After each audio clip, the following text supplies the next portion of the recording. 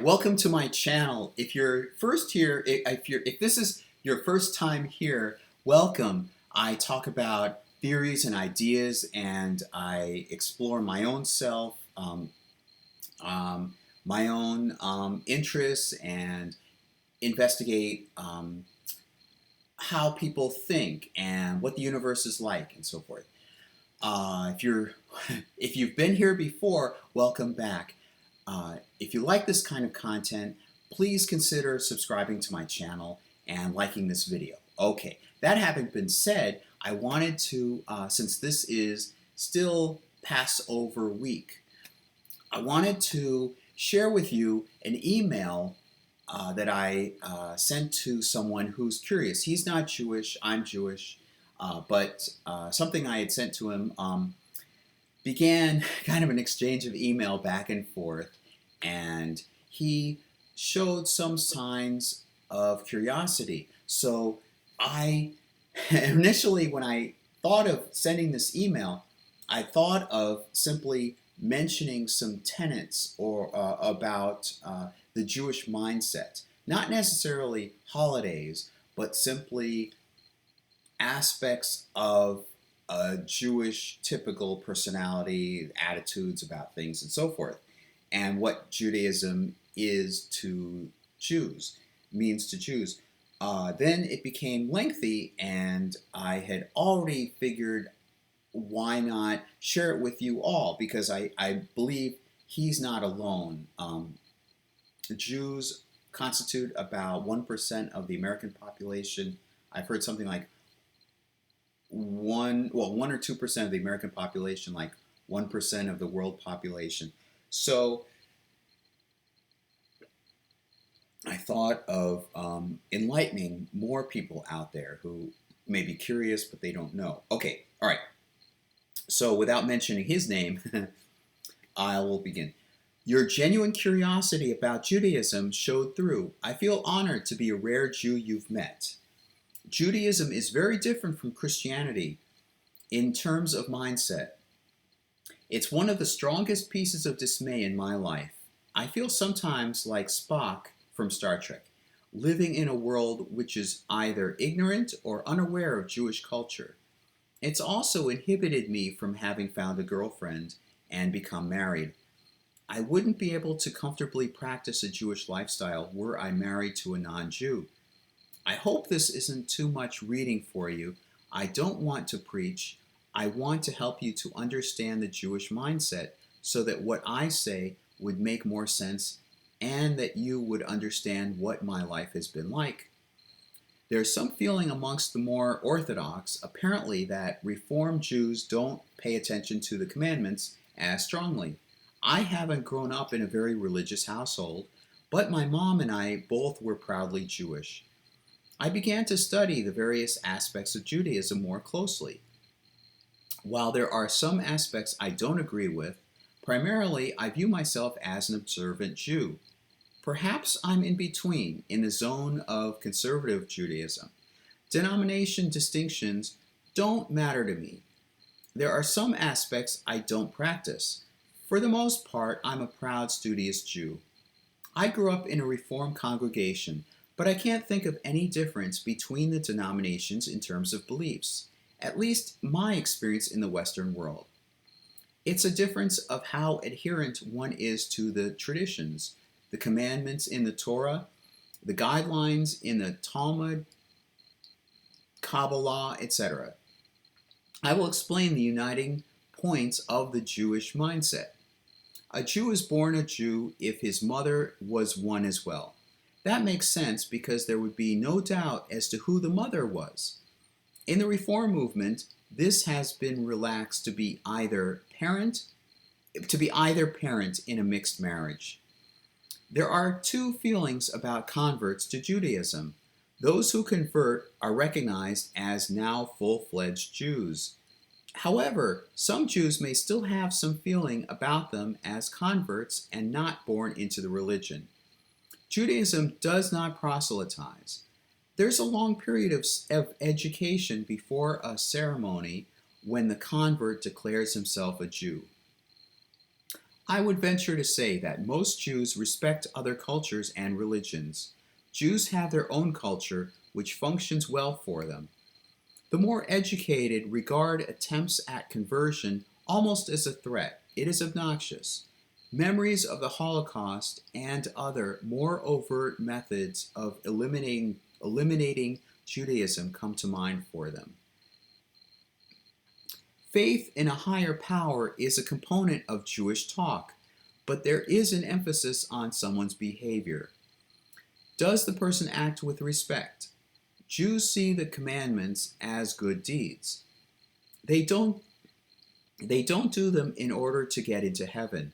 They perform them to be ethical as members of society.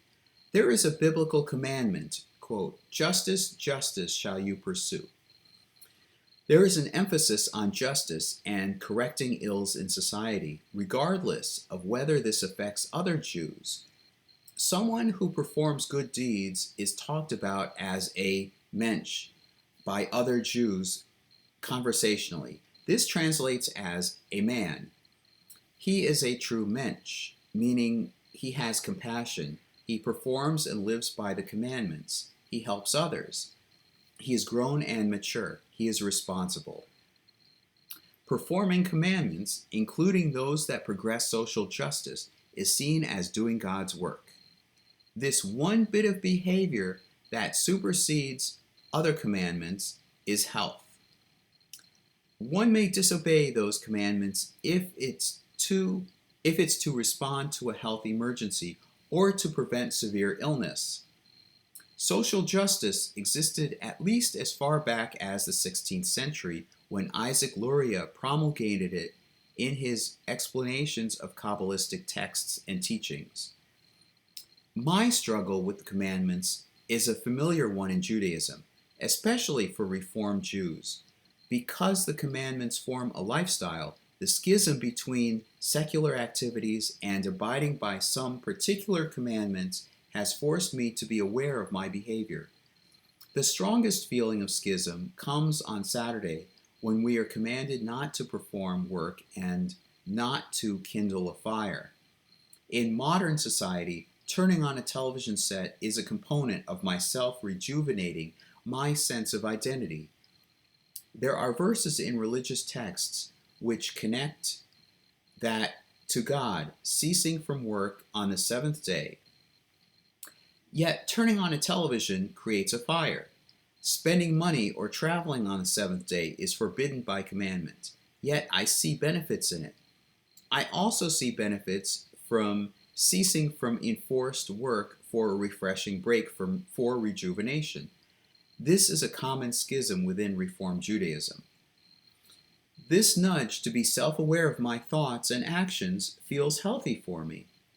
The term tzedakah is a feminine conjugation of the word for justice. It is considered a commandment. It refers to donations to those who need the help. People could throw around the term charity, but this is a concept that relates more to boosting someone up towards self-sufficiency. Discussion about the nature of the afterlife or heaven is not common in sermons. It's rarely, if ever, mentioned in services. Kabbalah does present explanations about the nature of God and the universe, but these are presented in philosophical and very study-intensive ways. The emphasis in Jewish life is on this world. During a mourning period for a Jew, anything reflective is covered so as to prevent someone from being self-conscious. It is rather important to grieve and remember the person deceased. For the following 30 days, the person is in a period of mourning. During congregational service, the deceased person's name is mentioned. 11 months, as I recall, after death, the person's name is mentioned again. Jews view people as having been formed with goodness from God because a person is inherently created in the image of God.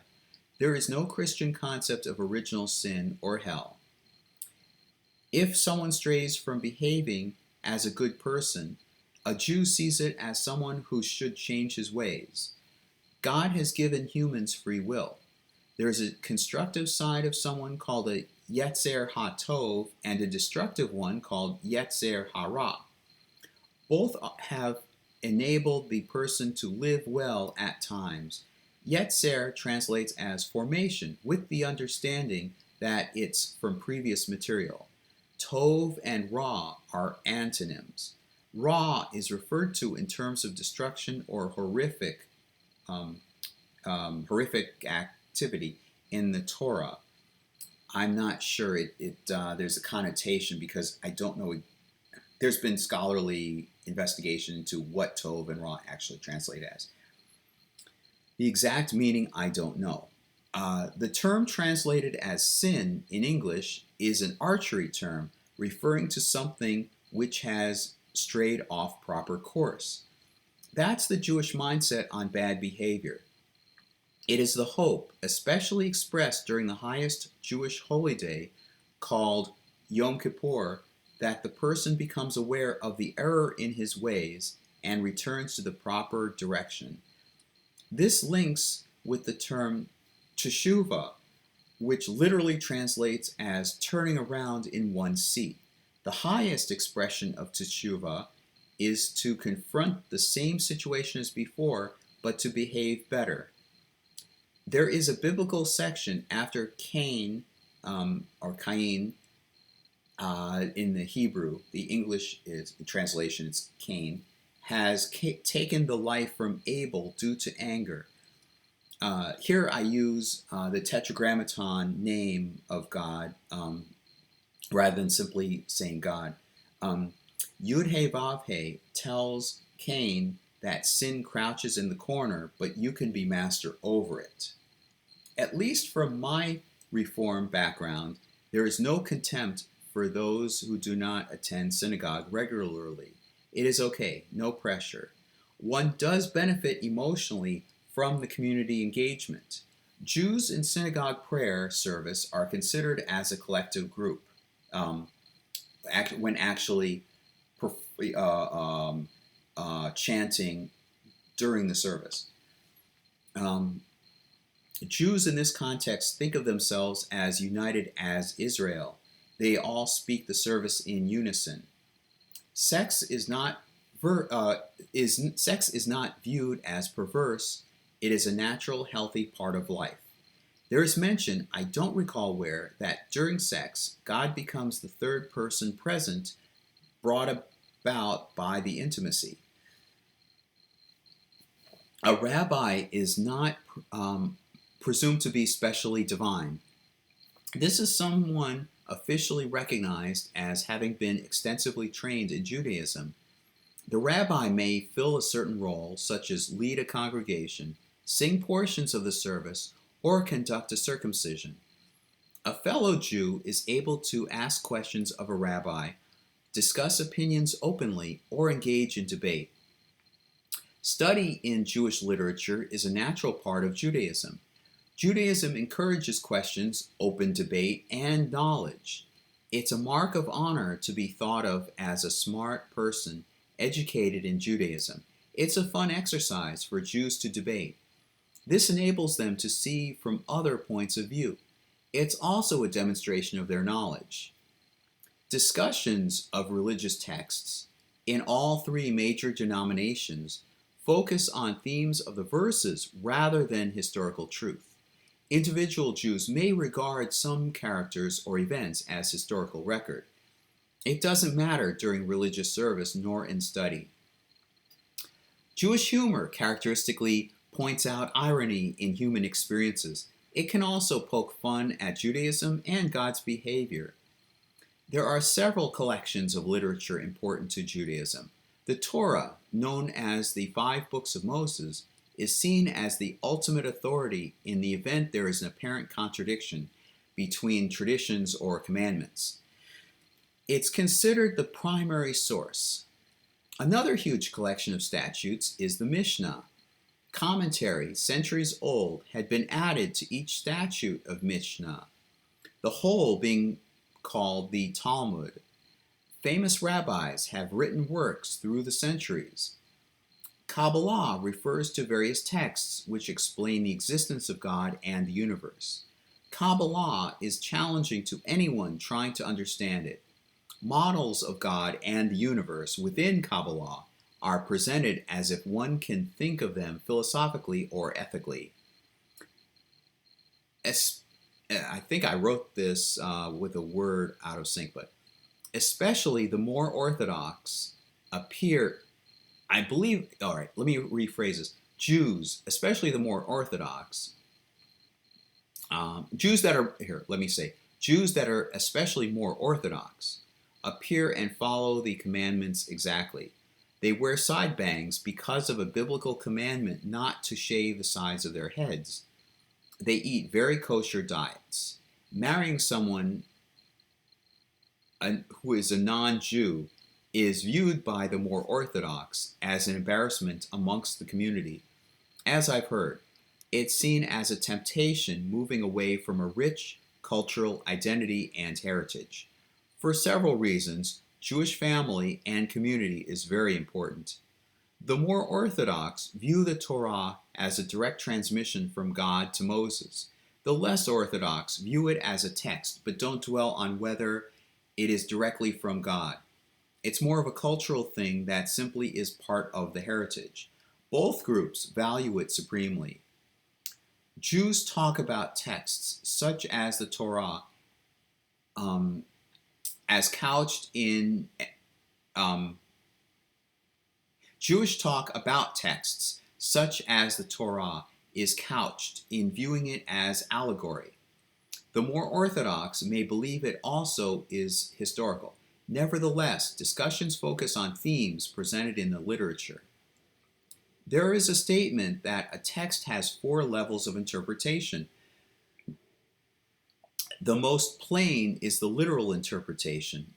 There is an allegorical interpretation. There is also this is difficult to even comprehend, much less put into words, a deep level called the sod interpretation. This is where one would likely find Kabbalistic interpretation. A part of the Jewish experience for many is having lived in a non-Jewish world and to acclimate while retaining their Judaism. This had inspired a movement in 1800s Germany that spread at least into the United States. It's called the Reform Movement. Jews do not want to be ridiculed or even threatened. They are familiar with feeling different. The Reform Movement was an effort to modernize by not practicing some of the traditions, having the services be in English, etc. The Orthodox see this as a shameful abandonment of important, meaningful traditions. There is no intermediary between God and someone. This is stated by God in, as I recall, Deuteronomy. The phrase is that there is no knowledge or thing which has been put beyond our reach. The notion of a particular human being on the same level as God is abhorrent to Jews. We are considered all created in the image of God, but no one is inherently especially divine as in Christianity. When Jews seek communion, it's a mental prayer directly to God. Judaism views one reason for practicing and studying the commandments as a means of understanding God better. Liken this to having known a friend better by interaction, enabling you to see what that person values. Jews also discuss how practice of commandments enables a philosophical component. One performs a commandment because he is commanded to by the Torah or Talmud. Beyond that, he should seek to know the healthy or philosophical reasons for the commandment. During periods of oppression and Israel being occupied 2 millennia ago, there was hope that a descendant of David would come to free the Jews. This would be someone anointed. The Jewish term for anointed is Mashiach. No Christian sense of a God Messiah. This would be someone who would be anointed as king during a time when there are no wars, the Jewish temple has been rebuilt, and the commandments are all observed. The dead would be resurrected, and all Jews would return to Israel. There would be no injustice. The more orthodox believe in the coming of such a man. The less traditional Jews talk about it as a wonderful time to come. Both talk about it as a wonderful time to come. The less traditional Jews talk about it as an era which would come about. It is characterized as a time for perfection, a time of perfection. Both view it as an era brought about if Jews collectively were to push for justice in the world. And that's how I end it. So I hope you like that. I hope you learned something. I think that's pretty substantial, pretty extensive in terms of the Jewish mindset. Perhaps I'll think of other ideas to include in maybe a follow-up. In terms of future videos, I'd still like to do one about Passover, explaining the actual service, what's called the Haggadah, the actual service of Passover, and because the other one about Passover that's recently been uploaded, I had to cut off because the desktop storage memory was running low, and I didn't quite explain it fully. I'd also like to talk about the topic of developments in theoretical methods of space travel, particularly ones that would be apparently faster than light, in terms of warping space-time and so forth. So I want to end it here. I don't want to prolong the video. Again, I hope you enjoy it, and please consider subscribing and liking this channel and spreading news about it. All right, bye for now.